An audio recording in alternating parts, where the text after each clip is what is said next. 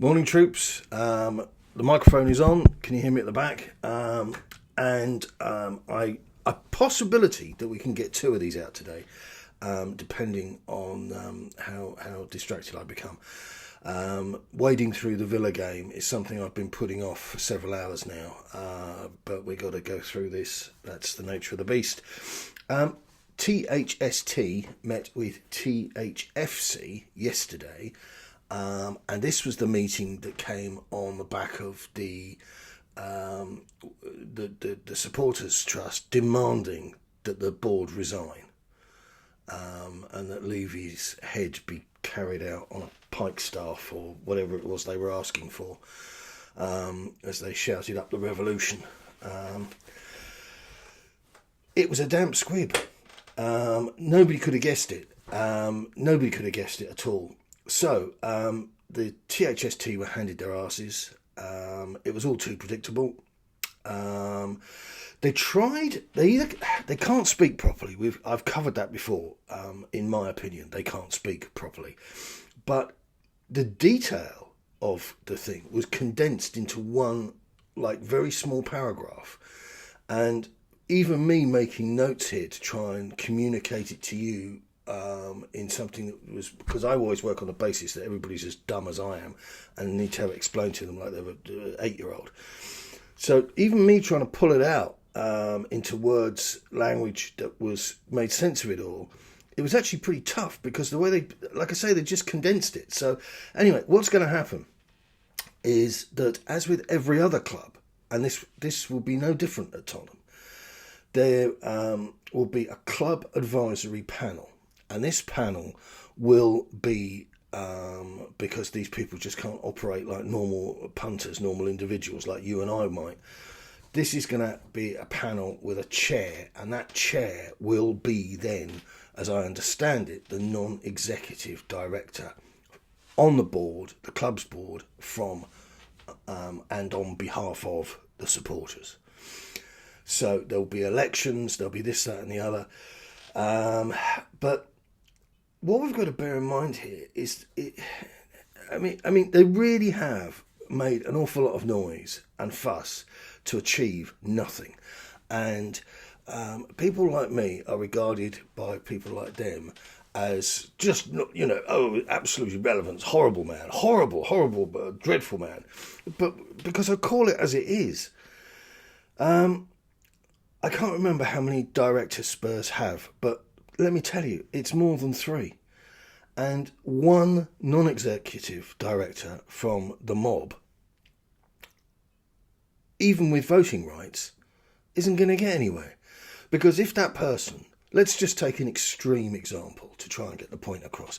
If that person manages to hoodwink everybody, get right through there, and when they arrive, they decide that they're going to downvote everything, they're really in there to kick up a stink. They're not going to achieve anything because they're just one vote. So,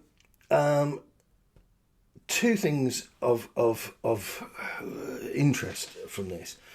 The trust have waded in with all this business of what the government is doing, holding a review. There's all these different fan organisations that are all contributing to this, should we say, big conversation, because that's all it is at this stage. Don't mistake it for anything of any tangible worth. It strikes me as a lot of self-entitled people and a lot of woke gibberish just coming to a head. But the club are taking control of the situation, and they're putting the recruitment criteria out to their lawyers, because basically, as they have said that they're approaching it in a positive manner and blah, blah, blah. This will be an exercise in damage limitation.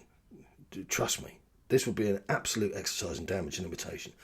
There are no open arms and legs for this. This is a pain in the backside. So the club are going to do that. And in the interim, this sums the trust up to me. This really does sum them up. We will continue to discuss the detail of this club advisory panel with the club without a running commentary. Now, you people created this situation. You people hit the go public button on this. And you people were the one that led the revolt. Your revolt hasn't happened. What you've achieved is, and if it comes through, it'll be on the club's terms, not yours, because, like I said, this is a democracy, yeah? And you don't get into power by throwing bricks through windows in this country. Thank Christ.